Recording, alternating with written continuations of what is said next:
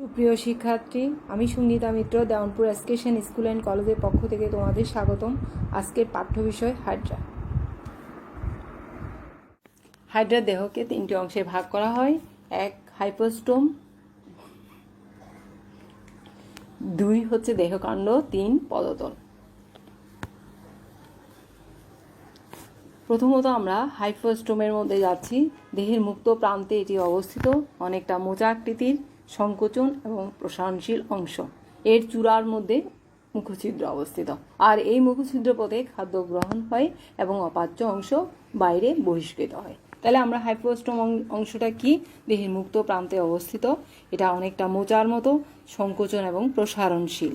আর এর মধ্যেই কি অবস্থিত থাকে? মুখছিদ্র অবস্থিত। আর এটার মধ্যে দিয়ে কী হয়? খাদ্য গ্রহিত হয়, আবার অপাচ্য অংশটা বাইরে নিষ্ক্রান্ত হয় বা বহিষ্কৃত হয়। এর পরবর্তী অংশে আসো। হাইপোস্টোমের পরের ধাপ হচ্ছে দেহকাণ্ড। দেহকাণ্ডটা হাইপোস্টোমের নিচ থেকে 5 চাকতি পর্যন্ত, হাইপোস্টোমের নিচ থেকে প্রায় 5 চাকতির উপরের পর্যন্ত সংকোচন এবং প্রসারণশীল অংশটাই হচ্ছে দেহকাণ্ড। এতে অনেকগুলো অংশ পাওয়া যায়। 1 নম্বরে আসো কোষিকা। এই যে উপরের অংশে সুতার মতো যে অংশগুলো দেখা যাচ্ছে, প্রায় 6 থেকে 10টা সরু, দেহ অপেক্ষা 2 থেকে 3 গুণ লম্বা, ফাঁফা সরু সুতার মতো যে অংশ, তাই হচ্ছে কোষিকা। কোষিকার বহিঃপ্রাচীরে ছোট ছোট টিউমারের মতো গঠন দেখতে পাওয়া যায়, যাকে বলা হয় নিমাটোসিস্ট ব্যাটারি। প্রত্যেক ব্যাটারিতে থাকে বিভিন্ন ধরনের নিমাটোসিস্ট। আর এটা কি করে? এই কোষিকা খাদ্যকে গ্রহণ করতে সাহায্য করে, চলাচলে সাহায্য করে এবং আত্মরক্ষায় বিশেষ ভূমিকা পালন করে। তাহলে দেহকাণ্ডের প্রথম অংশটা কি? কোষিকা। কোষিকাটা আমরা কোথায় দেখতে পাই? হাইপোস্টোমের গোড়ার দিক থেকে প্রায় 6 থেকে 10টা, আর সংকোচন সরু সুতার মতো অংশ, তাই হচ্ছে কোষিকা। আর কোষিকার প্রাচীরের মধ্যে কি দেখা যায়? ছোট ছোট টিউমারের মতো গঠন দেখা যায়, যাকে বলা হয় নিউমাটোসিস্ট ব্যাটারি। আর এটার মাধ্যমে সে কী করে? খাদ্য গ্রহণ করে, চলাচল করে এবং আত্মরক্ষাতে বিশেষ ভূমিকা পালন করে। এবার পরবর্তী ধাপে যাই। কোষিকার পরের অংশ হচ্ছে মুকুল বা কোরক। মুকুল। গ্রীষ্মকালে যখন পর্যাপ্ত খাদ্য পাওয়া যায়, তখনই মুকুল সৃষ্টির উপযুক্ত সময়। অর্থাৎ গ্রীষ্মকালে যখনই পর্যাপ্ত খাদ্য থাকে, তখনই ওদের কি মুকুল গঠনের জন্য উপযুক্ত একটা সময়। এমন পরিবেশে এদের দেহের মধ্যবর্তী অংশ থেকে 1 বা একাধিক মুকুল সৃষ্টি হয়। প্রত্যেক মুকুল থেকে একটি বা একাধিক নতুন সদস্যের সৃষ্টি হয়, আর প্রত্যেক সদস্যই মাতৃ হাইড্রার মতোই রূপ নেয়। পরবর্তীতে মাতৃ হাইড্রা থেকে বিচ্ছিন্ন হয়ে পড়ে এবং মাতৃ হাইড্রা থেকে বিচ্ছিন্ন হওয়ার পর এরা আরেকটা নতুন হাইড্রায় পরিণত হয়। তাইলে মুকুল উদ্গম হচ্ছে হাইড্রার একটা অযৌন জনন প্রক্রিয়া। তাহলে আমরা মুকুলটা কখন পাবো? গ্রীষ্মকালে যখন পর্যাপ্ত খাদ্য পাওয়া যাবে, তখনই এই মুকুল সৃষ্টি হবে। আর এমন পরিবেশে ওদের দেহের মধ্যবর্তী অংশ থেকে ছোট ছোট অনেকগুলো মুকুল সৃষ্টি হয়। প্রতিটি মুকুলই কি মাতৃ হাইড্রা থেকে বিচ্ছিন্ন হওয়ার পর নতুনভাবে ওরা বংশ বিস্তার করে। আর এই মুকুল উদ্গম হচ্ছে হাইড্রার অন্যতম অযৌন জনন প্রক্রিয়া। এবার পরের অংশে যায়। দেহকাণ্ডের আরেকটি ধাপ আছে, জননাঙ্গ। হেমন্ত এবং শরৎকালে দেহকাণ্ডের উপরের অর্ধাংশে 1 বা একাধিক কোণাকার শুক্রাশয়, এবং উপরের অর্ধাংশে থাকবে তোমার শুক্রাশয়, আর নিচের দিকে যেখানে 5 চাকতি আছে, তার একটু উপরে 1 বা একাধিক গোলাকার ডিম্বাশয় দেখতে পাওয়া যায়। অস্থায়ী জননাঙ্গ দেখা যায়। আর এই জননাঙ্গ কি করে? হাইড্রাকে যৌন জননে অংশগ্রহণে সাহায্য করে। তাহলে আমরা জননাঙ্গটা কোথায় পেলাম? এটা কোন সময় সৃষ্টি হয়? হেমন্ত এবং শীতকাল বলো বা শরৎকালে দেহকাণ্ডের উপরের অর্ধাংশে 1 বা একাধিক, উপরের অর্ধাংশে থাকবে তোমার শুক্রাশয়, আর নিচের দিকে থাকবে তোমার গোলাকার ডিম্বাশয়, যার সাহায্যে শুক্রাশয় এবং ডিম্বাশয়ের মাধ্যমে এরা যৌন জননে অংশগ্রহণ করে। এবার পরের একেবারে শেষ ধাপে যাই আমরা, 5 চাকতি। 5 চাকতিটা দেখতে কেমন? হাইড্রার পদতলের নিম্ন প্রান্তে গোলাকার গোল বা চাপা অংশ, যেখানে পদতল বা 5 চাকতি দেখা যায়। 5 চাকতি থেকে নিঃসৃত আঠালো রস হাইড্রাকে কোনো কিছুর সাথে আটকে রাখতে সাহায্য করে। এছাড়া এই চাকতি থেকে এক ধরনের বুদবুদ সৃষ্টি হয়, যা প্রাণীকে ভেসে থাকতে সাহায্য করে। এতে এদের ক্ষণপথ গঠনকারী অংশ এবং এরা গ্লাইডিং চলনে বিশেষভাবে সাহায্য করে। তাহলে আমরা হাইড্রার গঠন সম্পর্কে জানতে পারলাম। প্রথমত কি কয়টা অংশ পেলাম? একটা হচ্ছে তোমার হাইপোস্টোম। হাইপোস্টোমের পরের অংশ ছিল দেহকাণ্ড। দেহকাণ্ডের মধ্যে আমরা 3টা পার্ট দেখতে পাই। একটা ছিল কোষিকা, আর একটা ছিল তোমার কোরক বা মুকুল, এর পরবর্তী অংশ ছিল জননাঙ্গ, আর শেষ ধাপ ছিল পাদচাকতি। শিক্ষার্থীরা তোমরা সবাই খেয়াল করো, এই যে হাইড্রা থেকে আমরা 3টা পার্ট পেলাম এবং প্রত্যেকটা অংশ, এখানে হাইফোস্টোম অংশটা অনেক সময় তোমাদের জ্ঞানমূলক প্রশ্ন হিসেবে দিয়ে দেওয়া হয়। এছাড়া সিলেন্টারন বা গহ্বর কি সেটাও দেওয়া হয়, মুকুল বা কোরক কি যেটা কোরোদ গমনে সাহায্য করে, আবার অযৌন জনন কি, যৌন জনন কি, ছোট ছোট প্রশ্নও দিতে পারে, আর কখন ওদের প্রজনন বা জননের উপযুক্ত সময়। তাহলে হাইড্রার গঠন সম্পর্কে আমরা এখানে 3টা অংশ পেলাম, আমার মনে হয় তোমরা বুঝতে পেরেছ। হাইড্রার দেহপ্রাচীর 2টি স্তরে বিভক্ত।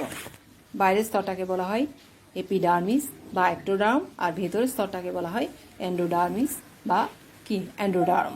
এখানে আমরা প্রথমত এপিডার্মিস সম্পর্কে আলোচনা করব। এপিডার্মিসের মধ্যে যে এপিডার্মিস বা বহিত্বকের মধ্যে কোষসমূহ নিয়ে আমরা আলোচনা করব। প্রথমত আমরা দেখব এপিডার্মিসের মধ্যে কয়টা কোষ বিদ্যমান। 1 নম্বরে দেখা যাচ্ছে পেশী আবরণী কোষ, 7টা কোষ দেখতে পাওয়া যায়। একটা পেশী আবরণী কোষ, 2 নম্বরে আছে ইন্টারস্টিশিয়াল কোষ, 3 নম্বরে আছে স্নায়ু কোষ, 4 নম্বর সংবিধি কোষ, 5 নম্বর গ্রন্থি কোষ, 6 জনন কোষ এবং 7 হচ্ছে নিডোব্লাস্ট বা নিডোসাইট কোষ। তো দেখো এই পেশী আবরণী কোষ ছবির মধ্যে আমরা দেখতে পাচ্ছি। পেশী আবরণী কোষটা দেখতে কেমন? দেখতে অনেকটা স্তম্ভাকার, এর উপরের প্রান্তটা বেশ চওড়া, নিচের অংশটা ক্রমশ সরু। এটাই অনেকটা দেখতে ইংরেজি উল্টো টি অক্ষরের মতো। আর এর পেশী আবরণী কোষের কাজগুলো আমরা দেখি। এটা দেহের আবরণ গঠন করে, দেহকে রক্ষা করে, সংকোচন এবং প্রসারণের মাধ্যমে হ্রাস বৃদ্ধি ঘটিয়ে এটা পেশির মতো কাজ করে। তাহলে এটা কি করে? দেহের আবরণ গঠন করে, দেহকে বাইরের যে কোনো আঘাত থেকে বা বিপদ থেকে রক্ষা করে, সংকোচন এবং প্রসারণের মাধ্যমে এরা কি করে? দেহের হ্রাস বৃদ্ধি ঘটায় এবং পেশির মতো কাজ করে। তাহলে 1 নম্বরে আমরা পেশী আবরণী কোষ সম্পর্কে জানলাম। এবার 2 এর মধ্যে আসো ইন্টারস্টিশিয়াল কোষ। ইন্টারস্টিশিয়াল কোষটা কেমন? পেশী আবরণী কোষের ফাঁকে ফাঁকে এদের অবস্থান, দেখতে অনেকটা গোলাকার, নিউক্লিয়াস যুক্ত। তাহলে এই ইন্টারস্টিশিয়াল কোথায় পাবো আমরা? পেশী আবরণী কোষের ফাঁকে ফাঁকে এরা অবস্থিত থাকে। আর এটা কেমন? দেখতে গোলাকার এবং নিউক্লিয়াস যুক্ত। এর কাজ কি? এসব কোষ প্রয়োজনে যে কোনো কোষের বহিঃত্বকীয় কোষে পরিণত হয়। এর পুনরুৎপত্তি এবং মুকুল সৃষ্টির ক্ষমতা আছে, আর কিছুদিন পর এরা অন্য কোষে রূপান্তরিত হয়।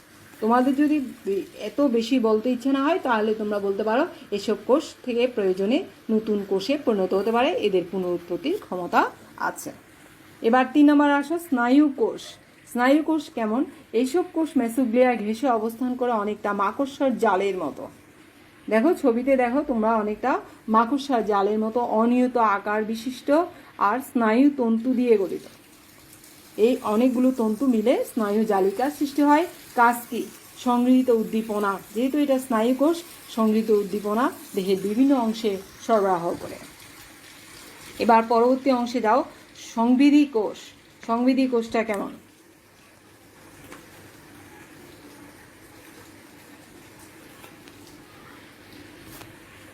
সংবিধি কোষ তাও একইভাবে আমরা দেখতে পাচ্ছি। পেশী আবরণী কোষের ফাঁকে ফাঁকে এদের অবস্থান। এরা কোষিকা, হাইপোস্টোম এবং পদতলে এদেরকে বেশি দেখতে পাওয়া যায়। এদের মুক্ত প্রান্তে সংবেদী লোম বিদ্যমান। তাহলে সংবেদী কোষটা কোথায় থাকে? পেশী আবরণী কোষের ফাঁকে ফাঁকে এরা অবস্থান করে। আর কোষিকা, যেহেতু এটা হাইড্রার মধ্যে কোষিকা, হাইপোস্টোম, পদতল আছে আমরা জানি। কোষিকা, হাইপোস্টোম এবং পদতলে এদের দেখতে পাওয়া যায়। এদের মধ্যেও সংবেদী লোম বিদ্যমান। আর সংবেদী কোষ কাজ কি হতে পারে? তাপ, আলো, পরিবেশ থেকে গৃহীত উদ্দীপনা স্নায়ু কোষে প্রেরণ করে।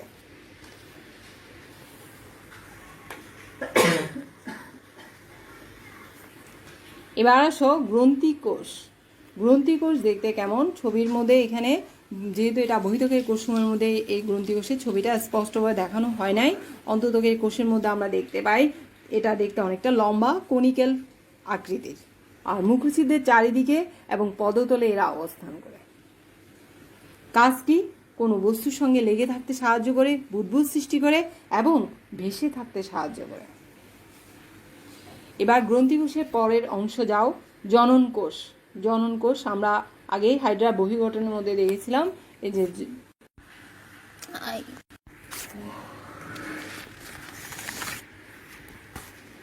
দেখো জনন কোষ, এইসব কোষ জননাঙ্গের মধ্যেই অবস্থান করে। হাইড্রার কখন? বর্ষাকালে, এবং তোমার গ্রীষ্মকাল হচ্ছে ওদের জননের উপযুক্ত সময়।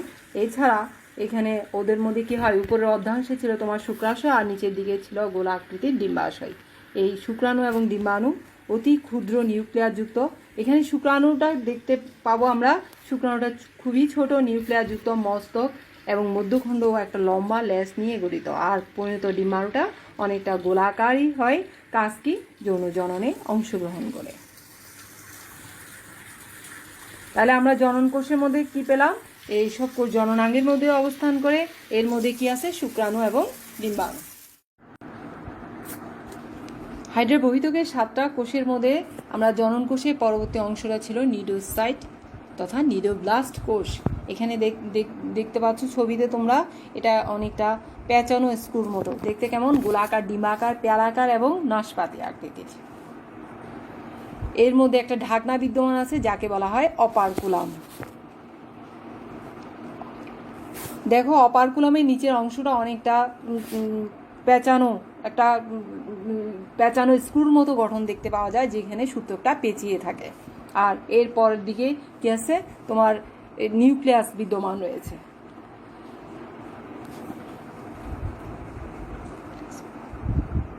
সূত্রকের চওড়া গোড়াটি বাট, এতে 3টি বড় তীক্ষ্ণ কাঁটার মতো বার।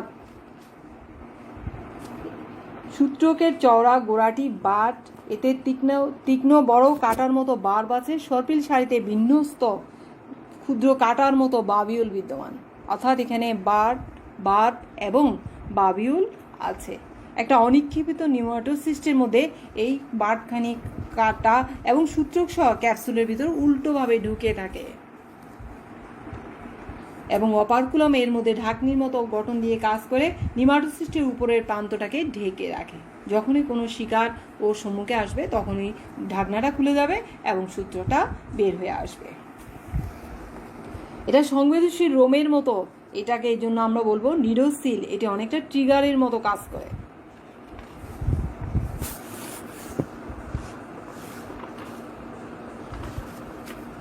ফলে প্যাঁচানো সূত্রটা কোথায় কি হবে? বাইরে নিক্ষেপিত হবে এবং পেশি সূত্র সহ এরা বের হয়ে আসবে। নিউমাটোসিস্টের নিচের দিকে লেসু নামক আরেকটা সুতো, প্যাঁচানো সুতা বিদ্যমান রয়েছে। তাহলে নিউমাটোসিস্টের বাইরে কি আছে? একটা লেসো, যেটা দেখতে আরও একটু হালকা প্যাঁচানো সুতার মতো গঠন দেখতে পাওয়া যায়।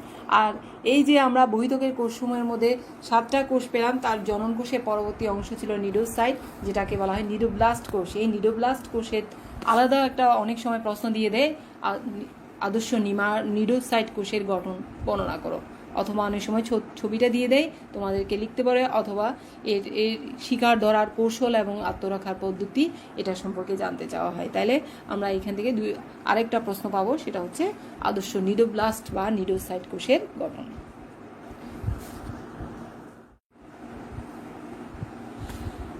হাইড্রা আমরা নিডোব্লাস্ট কোষ সম্পর্কে জেনেছিলাম আগে। নিডোসাইট যেখান থেকে নিডোসাইট বা নিডোব্লাস্ট কোষের সৃষ্টি হয়েছিল, সেই নিডোব্লাস্টের মধ্যে আমরা নিউমাটোসিস্টের কথা বলেছিলাম। এখানে দেখো একটা ছোট অনেক সময় প্রশ্ন দিতে পারে, নিউমাটোসিস্টের প্রকারভেদ। নিউমাটোসিস্ট কি? নিউমাটোসিস্টের প্রকারভেদ কি? এখানে নিডোব্লাস্ট কোষের মধ্যেই আমরা নিউমাটোসিস্টের উৎপত্তি পেয়েছিলাম। এখন দেখো এখানে নিউমাটোসিস্টের প্রকারভেদ। সূত্রকটা বিভিন্ন বৈশিষ্ট্যের উপর ভিত্তি করে বিজ্ঞানী বার্নার কি করেছেন? 1965 সালে এই নিডারিয়া পর্বভুক্ত প্রাণীদের দেহকে তোমার দেহের মধ্যে প্রায় 23 ধরনের নিউমাটোসিস্ট শনাক্ত করেছেন। তার মধ্যে ওনার বর্ণনার মধ্যে 4 ধরনের নিউমাটোসিস্ট আমরা ছবিতে দেখতে পাচ্ছি। প্রথমে আসো পেনিট্রেন্ট বা স্টিনোটিল নিউমাটোসিস্ট। পেনিট্রেন্ট নিউমাটোসিস্ট এটা সবচেয়ে 4 ধরনের নিউমাটোসিস্টের মধ্যে এটাই সবচেয়ে বড়। এটার মধ্যে সূত্রকটা হবে লম্বা, ফাফা, শিশু মুক্ত, বার্ব প্রশস্ত। এর মধ্যে 3টা বড় তীক্ষ্ণ বার্ব এবং 3টি সারিতে সর্পিল আকারে সজ্জিত ক্ষুদ্র বাবিউল আছে। তাহলে 4 ধরনের নিউমাটোসিস্টের মধ্যে এই পেনিট্রেন্ট নিউমাটোসিস্টটা হচ্ছে সবচাইতে বড়। এখানে কি কি পাবো? আমরা বার্ব পাবো, এরপরে আছে তোমার বার্ব আছে, আর সর্পিল সারিতে বিন্যস্ত বাবিউল আছে। এই যে থলের মতো গঠনটার ভিতরে কি আছে? হিপনোটক্সিন নামক বিষাক্ত তরল। এটা শিকারের দেহে প্রবেশ করিয়ে শিকারকে অবশ করে ফেলে এবং কি করে? এরপর এরা শিকারকে পেঁচিয়ে পরে খাদ্য হিসেবে গ্রহণ করে। তাহলে পেনিট্রেন্ট নিমাটোসিস্টের পরবর্তী ধাপের মধ্যে যাচ্ছি আমরা। এটার পরবর্তী অংশটা হচ্ছে ভলভেন্ট। দেখতে দেখো অনেকটা পেঁচানো স্ক্রুর মতো গঠন। এটা পেনিট্রেন্ট থেকে আকৃতিতে একটু ছোট, সূত্রকটা হচ্ছে খাটো, মোটা, স্থিতিস্থাপক এবং কাঁটাবিহীন। আগেটাতে আমরা বার্ব দেখেছিলাম, বাবিউল দেখেছিলাম, এখন এখানের মধ্যে তেমন কোনো কাঁটাকে দেখতে পাবো না। সূত্রকটা অনেকটাই পেঁচানো, কাঁটাবিহীন। ক্যাপসুলের ভিতরে সূত্রকের একটি মাত্র প্যাচ থাকে, আর এর মধ্যে এটা কি হয়, কিছু নিক্ষেপিত হওয়ার সময় এটা কর্কে স্ক্রুর মতো অনেকগুলো প্যাচের সৃষ্টি করে। কাজ কি, শিকারকে জড়িয়ে ধরে রাখতে সাহায্য করে।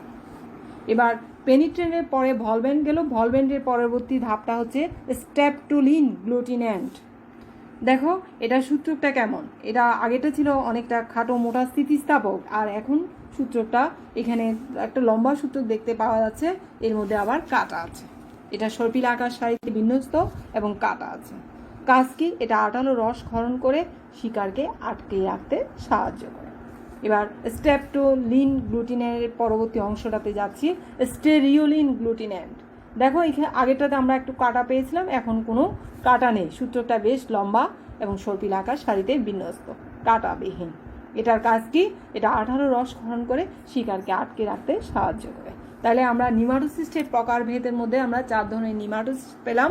কি কি ছিল, পেনিট্রেন্ট, ভলভেন্ট, স্ট্রেপ্টোলিন, স্টেরিওলিন গ্লুটিন্যান্ট। এর মাধ্যমে এরা কি করে, শিকারকে একভাবে তোমার জড়িয়ে ধরবে, অবশ করবে এবং পরে শিকারকে খাদ্য হিসেবে গ্রহণ করবে। আমরা হাইড্রা দ্বিস্তরী প্রাণী ছিল, এই আগে আলোচনা করেছিলাম। বাইরের স্তরটা ছিল তোমার অ্যাক্টোডার্ম বা এপিডার্মিস, আর ভেতরের স্তরটা ছিল এন্ডোডার্ম বা এন্ডোডার্মিস। এখানে আমরা বহিত্বক বা এপিডার্মিসের কোষসমূহের মধ্যে 7টা কোষ পেয়েছিলাম, সে সম্পর্কে আলোচনা হয়েছিল। এখন আমরা পরবর্তী ধাপের মধ্যে যাচ্ছি, যেটা অন্ততক বা এন্ডোডার্মিস। সেখানে কোষসমূহ নিয়ে আমরা আলোচনা করব।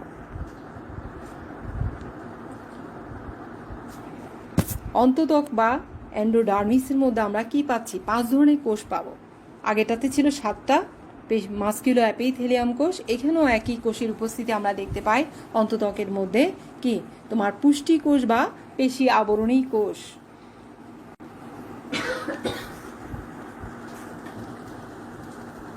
এটা তোমার অন্ততকের বেশিরভাগ অংশ জুড়ে এটা বিদ্যমান। এটা দেখতে ওই আগেরটার মতো। তোমার পেশি আবরণী কোষটা ছিল কেমন, অনেকটা স্তম্ভাকার, উপরের অংশটা বেশ চওড়া, নিচের অংশটা সরু, আর দেখতে ইংরেজি উল্টো টি অক্ষরের মতো ছিল।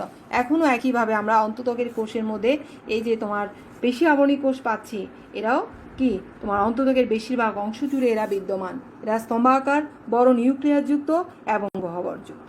কাজ কি হতে পারে দেখো তো, এইখানের এটা যেহেতু দেহের আবরণ গঠন করে, অনেকটা পেশি আবরণী কোষের মতোই কাজ করবে, সংকোচন এবং প্রসারণশীল হবে। এখানে আমরা 2 ধরনের কোষের উপস্থিতি পাই, একটা ছিল প্লাজলীয় কোষ আর একটা হচ্ছে ক্ষণপদীয় কোষ। প্লাজলা, আমাদের একটা জিনিস জানতে হবে, প্লাজলা কি।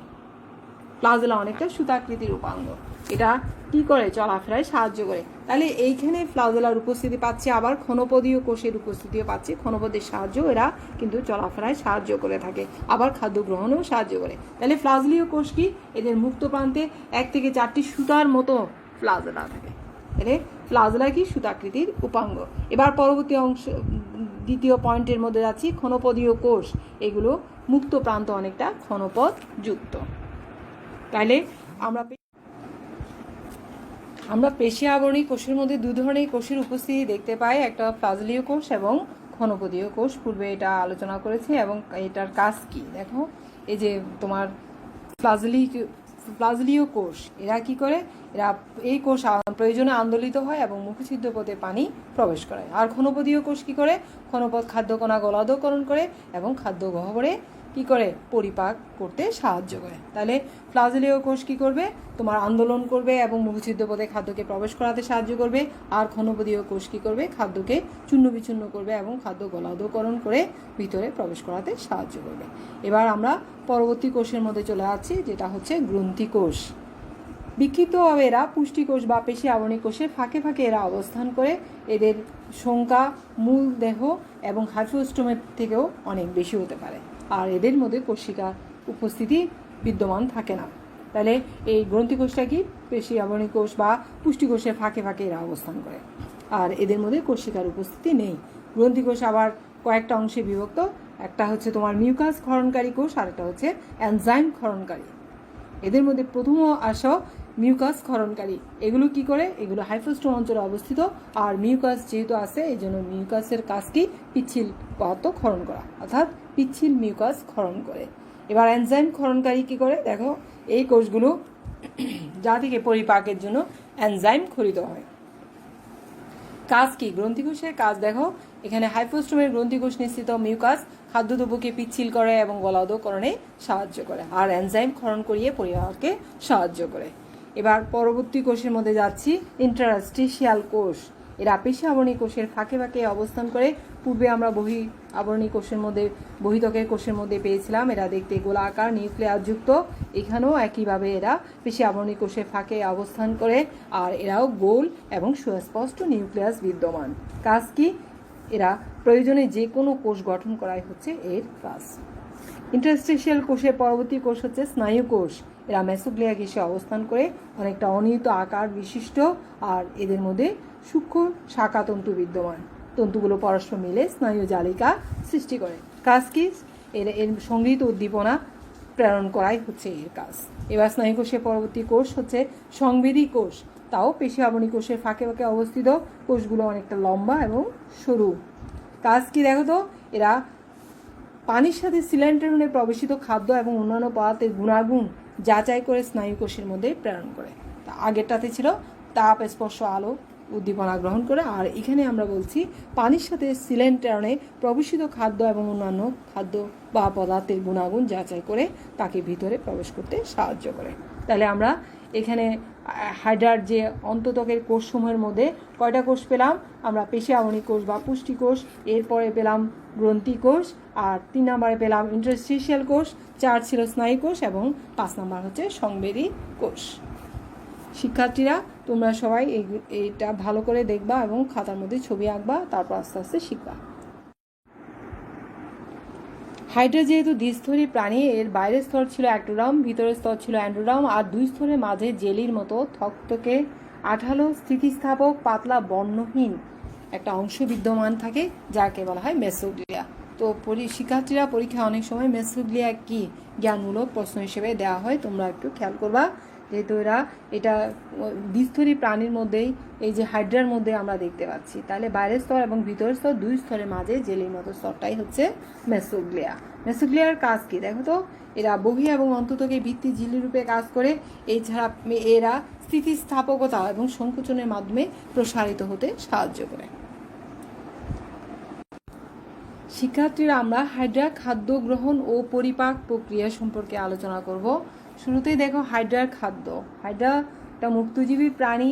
এরা কি করে? তোমার এটা অনেকটা হোলোজোয়িক, এরা জটিল জৈব খাদ্য গ্রহণ করে থাকে, বুঝছো?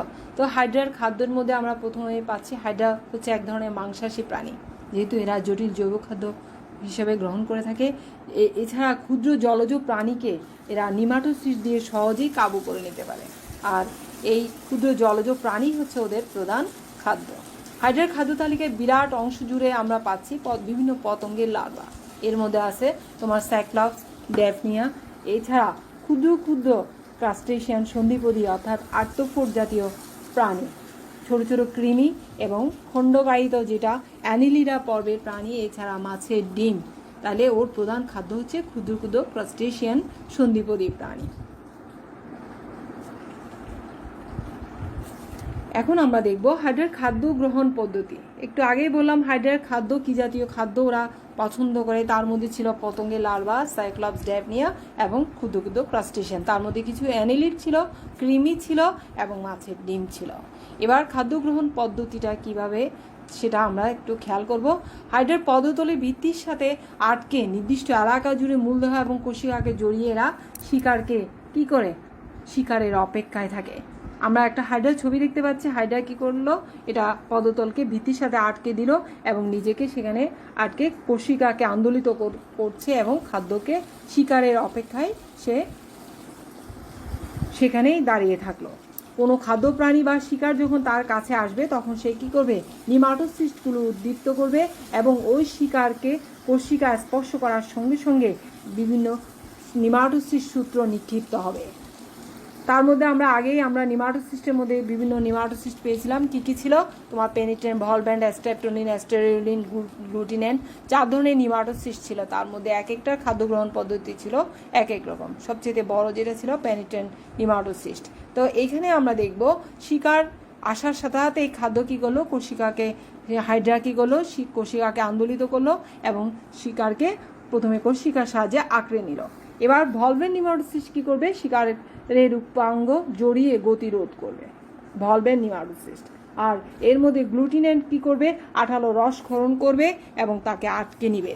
স্টিনোটিল নিমাটোসিস্ট কী করবে, শিকারের দেহে হিপনোটক্সিন, যে ওর হাইড্রার এই যে নিডোব্লাস্ট কোষের মধ্যে থলের মতো যে গঠনটা ছিল সেটা হচ্ছে অনেকটা নিমাটোসিস্ট, যেটা আমিষ এবং ফেনলে পরিপূর্ণ।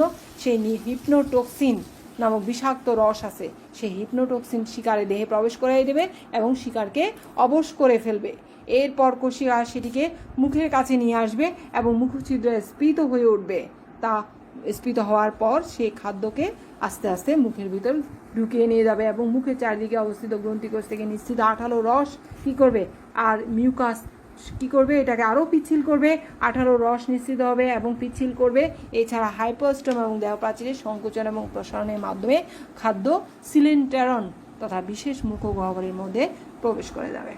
এ হচ্ছে হাইড্রার খাদ্য গ্রহণ পদ্ধতি। প্রথমত আমরা দেখতে পাচ্ছি হামাগুড়ি বা লুপিং।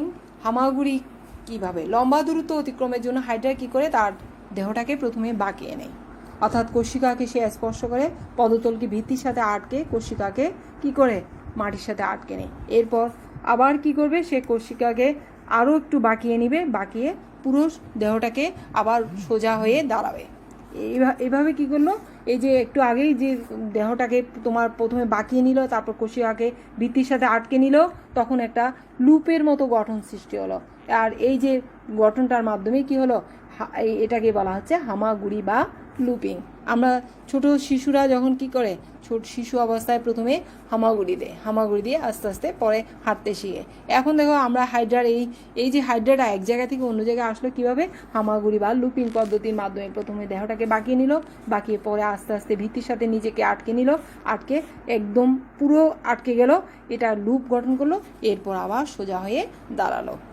এই লম্বা দূরত্ব অতিক্রমের জন্য হাইড্রা এই পদ্ধতি বিশেষভাবে অবলম্বন করে। এটা অনেক সময় পরীক্ষায় আলাদাভাবেও দিয়ে দেয়, হামাগুড়ি বা লুপিং চলন কি, হামাগুড়ি পদ্ধতিটা কি। এবার আমরা পরবর্তী ধাপের মধ্যে যাচ্ছি, এটা হচ্ছে সমারসল্টিং বা ডিগবাজি চলন।